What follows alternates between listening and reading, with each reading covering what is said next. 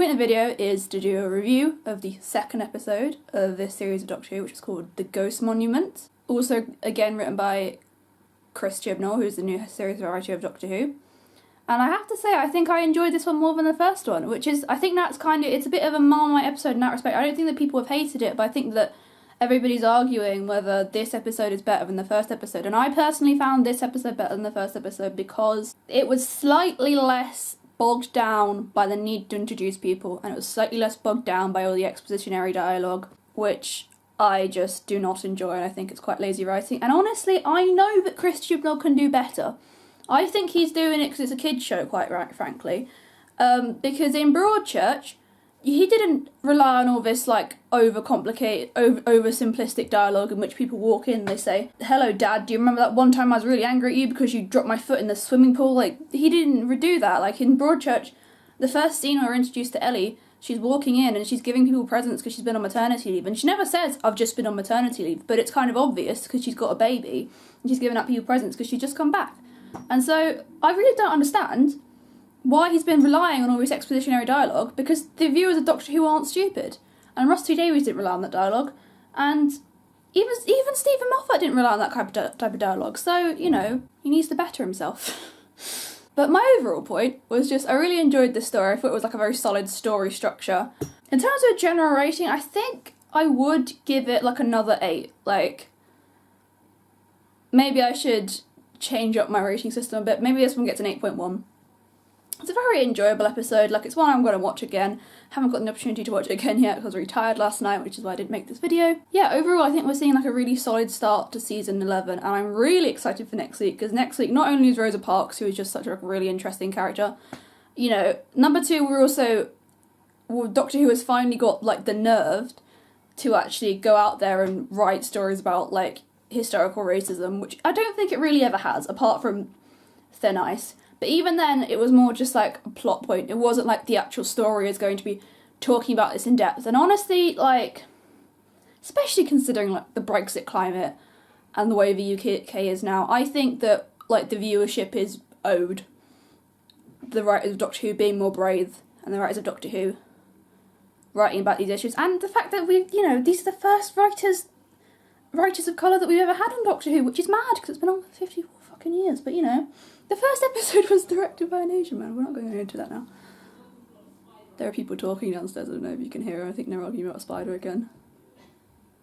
I don't want to have to always be the one that takes the spiders out. I've completely forgotten what I was talking about. Oh yeah, in relation to the last episode, I'd maybe give this one an 8.1 because I really enjoyed it. I thought it was a really solid getting into things episode, and I love a good adventure episode, a simple adventure episode. I feel some people want every episode to be, an amazing one-off or an amazing series finale, everything's set up perfectly. I don't, everyone keeps saying the 11th hour was brilliant, but in the 11th hour was really enjoyable. I remember when it came out, it was really exciting. That watching it back, the way the plot is solved just bugs me, I'll be honest with you. And I don't think Amy was introduced well enough, but then again, that's not what we're here to talk about. We're here to talk about the Ghost Monument. And so now I'm going to get into spoilery specific details. So, yeah. If you haven't seen the episode, then don't watch the rest of this. So, going into the first things I liked. The first things that I liked were, obviously, Jodie Whittaker as a Doctor. Everybody, whenever there's a new Doctor, we need to discuss it and, dissect their performance. But I feel she's just so natural in the part. In a way that, there isn't anything about performance that bugs me. Peter Capaldi is one of my absolute favourite Doctors, and I absolutely will not tolerate people slagging him off. But when he was early in his performance, absolutely through no fault of his own, Stephen Moffat, in attempting to make him unlikable, decided to suddenly make the Doctor a sexist. And he was saying things that, not even John Pertwee would have said that. And he's got quite a reputation for being, for being a Doctor that told his companions just send him test tubes, which I don't think is particularly accurate of their relationship, but anyway. And so, anyway, in doing that, in getting to that characterisation, he was making that character quite unlikable. Whereas Jodie Whittaker, she comes into the part and she just feels she feels so natural in it, and to the point where it is quite surprising that she hasn't really watched Doctor Who before, because she seems to nail the part really well. Maybe it's just because she was friends with David Tennant, and because that is like the actor I'm getting the most vibes off her from. The companions were also very good. Like, I think there's a moment in the story where Ryan goes out to fight a bunch of robots thinking, I've done it in Call of Duty, so it will be normal. And the Doctor just let him, and this is one of the most controversial moments of the episode for a lot of people. People saying it was too comic. And people are saying that it was unnecessary and it was unlike the Doctor to let somebody get into a dangerous situation. But honestly, I liked it. I did. I mean, number one, I did think it was quite funny. And number two, I just enjoyed the fact the Doctor's willing to test him. I think that the Doctor does have slightly darker sides, and maybe it could have been introduced, like, there should have been more of a point made about the fact that the Doctor's, like, a bit pissed off, and that's why she allows him to go and, like, shoot at monsters that he's never gonna succeed in shooting. But it really gave, like, a... I think it was actually quite an interesting character moment that maybe more could have been made of. But I don't think it is unlike the Doctor. And also I just think I like the fact that it was quite new. Like, other Doctors wouldn't let him have done that. But this Doctor is, like, more willing to listen to people and more willing to... Well, she's willing to let somebody fail in order to prove that she's right. And, like, we all know people like that, like teachers like that and parents like that. And ultimately, like, the Doctor is a grandfather figure and he's, like, a teacher figure. So I'm, like, completely okay with that moment, to be honest. It did still feel like Yaz was not being given enough development, but we have seen later episode synopses. There's going to be one called The Demons of the Punjab, which sounds so exciting, in which Yaz goes back to see her grandmother in the time of partition, which I think was 60 years ago last year. And that's been really exciting. Again, it's a topic that Doctor Who has not covered. It's covered it in, like, metaphors, but it's a fucking time travel show. It should actually go back in time and interrogate the British Empire. I think that it's important that it does that, just because of the audience it has. And because it's a left-wing liberal show, and it always has been. And so it shouldn't try too hard to appease right-wing viewers. You know, they can have right-wing writers on, that's fine. Like, everyone's entitled to their point of view. But ultimately, like, the moral and the message behind Doctor Who is, like, very liberal and it's very left-wing. So to have that and then to shy away from these topics which are important, you know, we don't want it to be like Blairite Doctor Who. You don't want it to be like the Doctor Who of the Lib Dems. You want it to be a show that goes places that other shows won't, and also a show that, well, quite frankly, atones itself for the talents of Wing Chang. So, but anyway, one of the things I really enjoyed was I really enjoyed Badly Walsh's Graham in this episode. I think that I really like the fact he was calling her Dr. Doc after knowing her for about 5 minutes, not only because I just love that nickname, and also my favourite other East London companion, Ben Jackson, used to call me Dr. Doc, so I appreciate that kind of, like, East London representation. And I think that the cast do still have a very natural chemistry between a lot of them. Like, I really enjoy the scenes between Yasmin and Ryan, because they're quite a, like, sort of cute of, like, oh, I don't really know you, but, like, you know, you're the only person here my age, so kind of relationship. I do hope they develop. I think that's the easiest relationship to develop, as much as the two of them, and also Yaz and the Doctor, because obviously they're the same age, so it's probably going to be harder to, like, immediately delve into the relationship between Graham and Yaz. And obviously they have a connection being at school together. So, yeah, in terms of the characters in this episode, I really enjoyed it, and I'm going to talk about the supporting characters, which everybody's talking about because they were actually good. And people are saying, oh, there were no good supporting characters in Stephen Moffat era. I mean, I'm going to be middle ground on Stephen Moffat because he did good things, he did appalling things. So, like, he did great episodes, he did terrible episodes. He is, again, a Marmite head writer, and you get people that say, he never did anything wrong ever. And you get people that say, he did everything wrong from the get-go. So,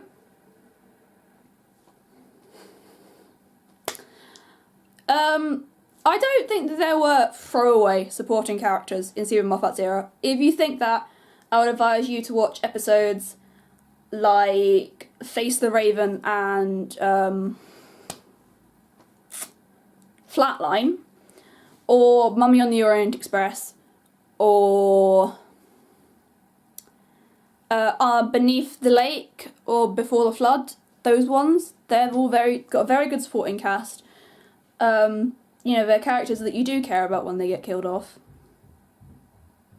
But lots of people were saying that was kind of a thing of that, like, you didn't have memorable supporting cast members throughout a lot of Stephen Moffat's run, and that, it has some truth to it. Whereas in this episode, even though sometimes the introduction of the backstory felt a little bit stunted, it was these characters well fully realised, and they're going to be memorable. Although one of the things I do want to talk about is I want to talk about reactions to Angstrom saying that she previously had a wife. Number one, I like this representation. Because I like representation. People are saying, oh, this is how representation of LGBT characters should be. We should not have characters like Bill who often talk about their sexuality. Because, you don't want it shoved in your face. And just that argument pisses me off beyond belief. Because I do feel there is a substance to saying Stephen Moffat made Bill so, always talking about her sexuality because he felt kind of bad because he hadn't included as many LGBT characters previously in his writing. However, I think that we should have, if we're having LGBT characters, we're not saying that diversity just means having an LGBT character there. We also want diversity of LGBT characters. And the truth of it is, with modern gay people, as much as any other group, is that they're not all the same, and they don't all act the same. And so it's completely fine to have a character like Bill, who is really proud of who she is, because she comes from a background where her foster mother doesn't even know that she's out, because she doesn't seem that welcoming to the idea. And then we have Angstrom, who's from the future, and clearly saying she's had a wife is a completely normalised thing for her. And so, to be honest, I think that we should absolutely have characters who are yeah, I'm gay, and I'm really proud of that, because that's what pride fucking means. Pride is not watering down your personality and people that you love and your interests to cater towards straight people. That's not what it should be. That's not what equality is. It's not paring down the fact that you sleep with people of your own gender because it makes straight people uncomfortable. And it's not saying that there's not a different community, there's not a different LGBT community to straight communities just because it makes them uncomfortable and they feel it's being shoved in their face.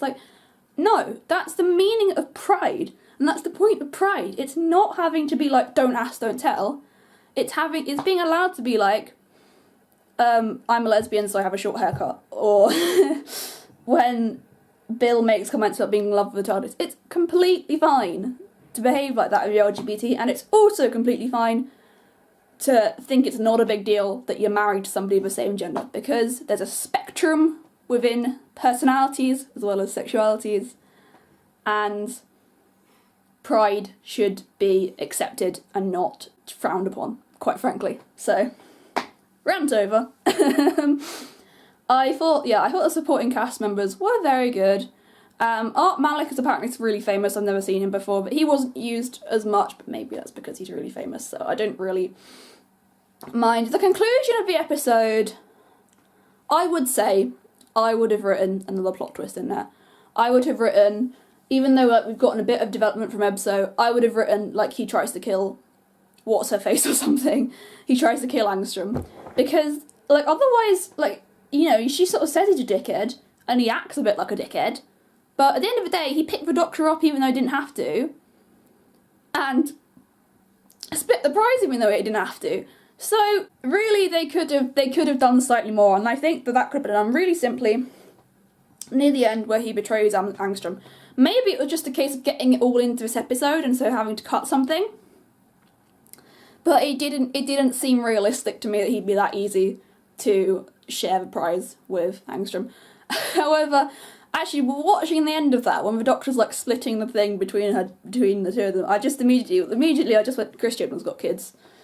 No writer that doesn't have kids would ever think of this kind of solution, but You know, that's the sort of thing my mum would do, so. Another point that I really liked about this episode that I haven't really seen other people bringing up is the fact that there was a lot of explaining the plot. That is true. That's kind of annoying.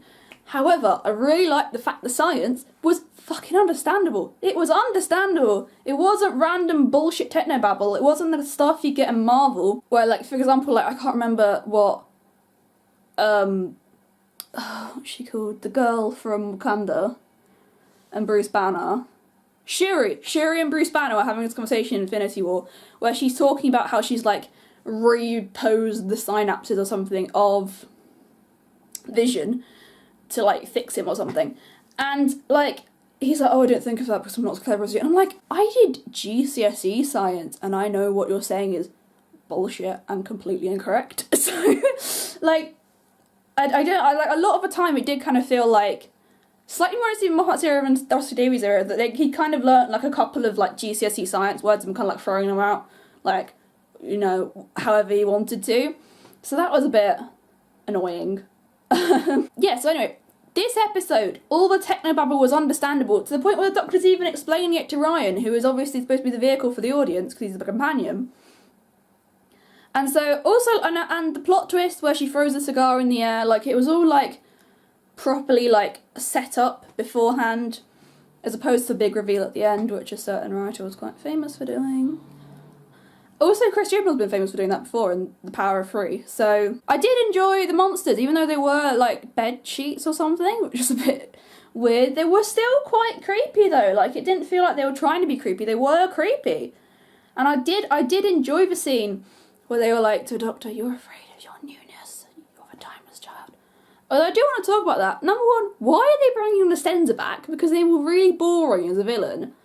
And they're fine as a Monster of the Week villain, but I forgot to say this in my original review for that episode, but they felt like Sarah Jane Adventures villains. They felt like kind of basic villains, and not the kind that you get in Doctor Who. So,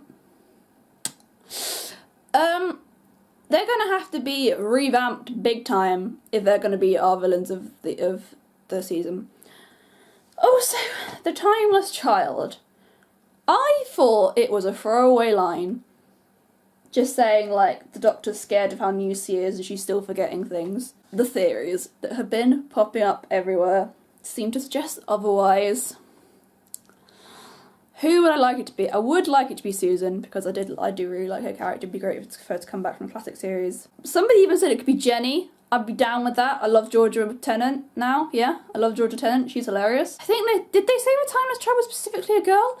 I think, you know, it would be really interesting to see Susan's parents, Susan's mother, perhaps. We never know Susan's surname, because she's called Susan Foreman because that's the name of the garage that they're living in. Maybe that would be interesting to give, like, another layer to the backstory. Like, I don't think the Doctor's backstory should always be a complete mystery. I think that we should get little snippets, like, along the way, just so that they feel more like a character.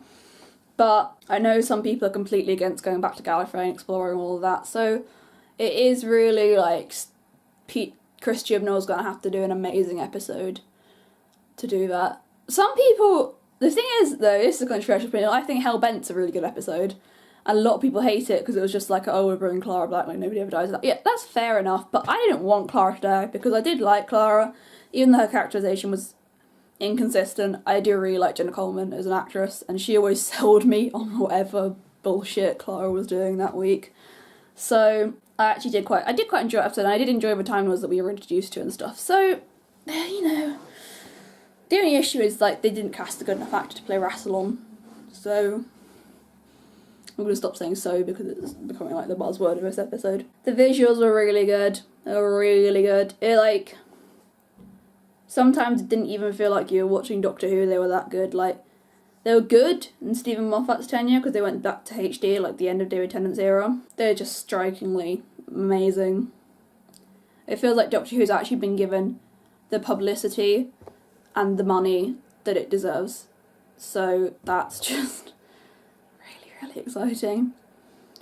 Okay, of course, I almost forgot. The new TARDIS.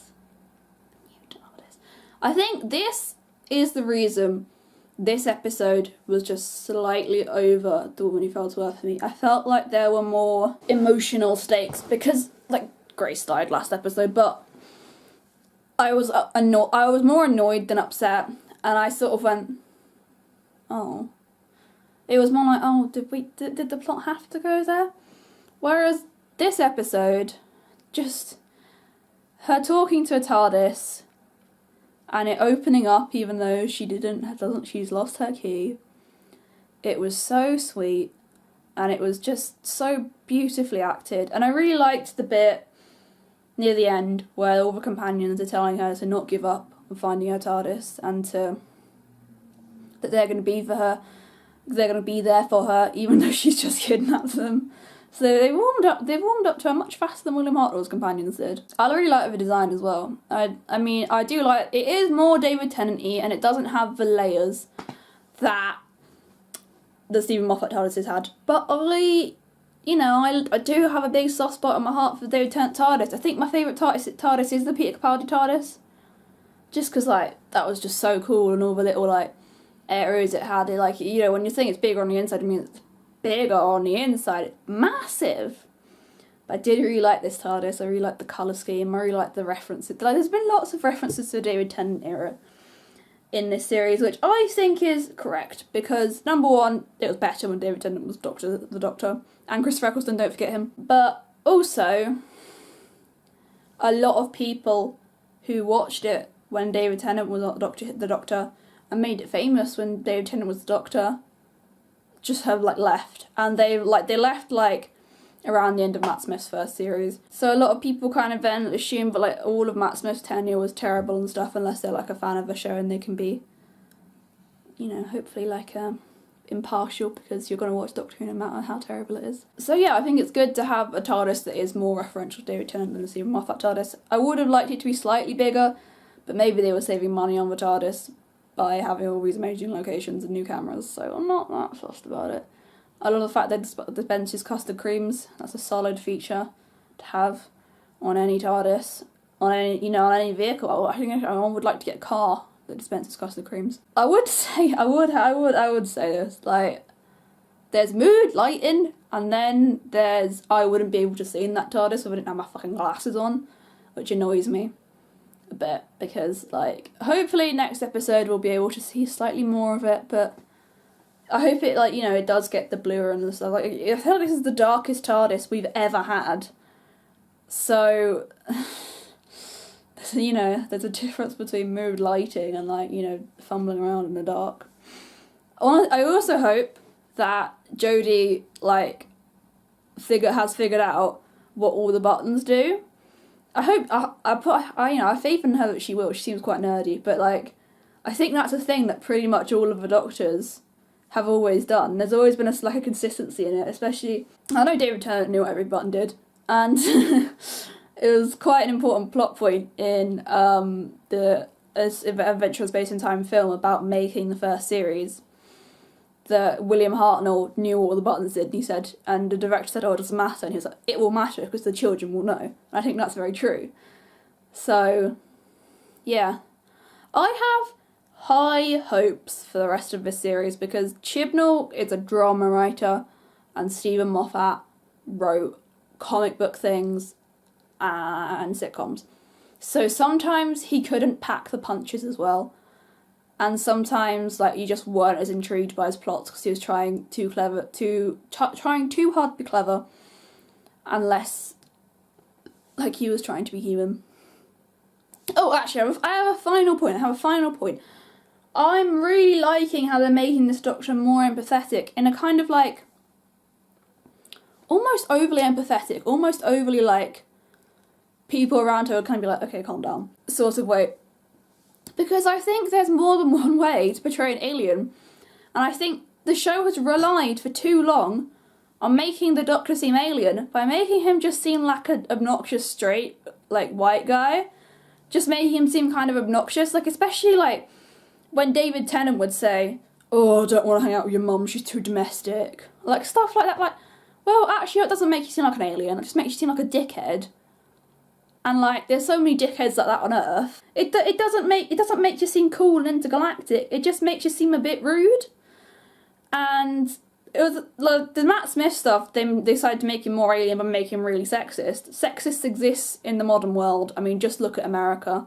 Look at us, Jesus Christ. Yeah, the same thing on Peter Capaldi. And when they had all those like cards that said like him trying to figure out what he has to say to people, like, I don't want, like, because we're literally a regeneration show, we shouldn't over-rely on certain tropes. And so I would like the idea if we shifted from Peter Capaldi being too emotionless to Jodie Whittaker potentially being too emotional, but not in like a women are more emotional way, but like, you know, like, she's empathetic in a way that you wouldn't expect humans to be, and that's what makes her brilliant. That would be super exciting. And, you know, it's not something that's unheard of with a Doctor. Like, the Doctor's, like, famous line to Donna was always, "You're important, like, you really need to believe that you're important." He really believed that of, like, every supporting character that he would meet, which is why, like, The Waters of Mars is such a turning point for him. And so I would really enjoy that if we just took the Doctor in a different direction and we stopped relying on the trope of the Doctor is an alien and therefore he acts like an arsehole. And, you know, me as a viewer, I'm just like, he's not acting alien, he's just acting like an arsehole. I think I'm going to conclude my review there, 'cause it's probably already really long and I don't want to have to edit it for that long. So, in conclusion, 8.1 out of 10. Brilliant episode. I'm definitely going to watch it again, maybe after filming this video. I'm really excited for next week because Mallory Blackman is amazing. She's such a great children's author. She's so great at, like, weaving in, like, how multifaceted racism is into her stories. I know I'm saying that as a white girl, but, like, you know, like, her books are brilliant. She writes such memorable characters. Noughts and Crosses is always going to be one of my favourite book series. And, like, I almost don't really want to read it again because, like, people are like, well, yeah, but if you read it as an adult, you wouldn't like it. I'm like, yeah, but she didn't write it for adults. She wrote it for people my age when I read it, and it was brilliant, and I really enjoyed it, and it's still one of my favourite book series to this day. I'm very excited for that. I think it's going to be really weird seeing Vanette Robinson from Sherlock and 42, which is Chris Chibnall's first Doctor Who episode, as Rosa Parks, but she does really look like Rosa Parks. So that's gonna be exciting. Also, I just like Rosa Parks as a historical figure. So I have, touch wood, a feeling that next week's episode is gonna be one of my favourite of the series. But in conclusion, like this video and comment your thoughts and subscribe and just show me absolutely all the love that you can by, like, following me on Tumblr and Twitter and things like that, because I'm an attention whore and I do really like Doctor Who. So if you really like Doctor Who and you want more Doctor Who content in your life, follow me on social media, please.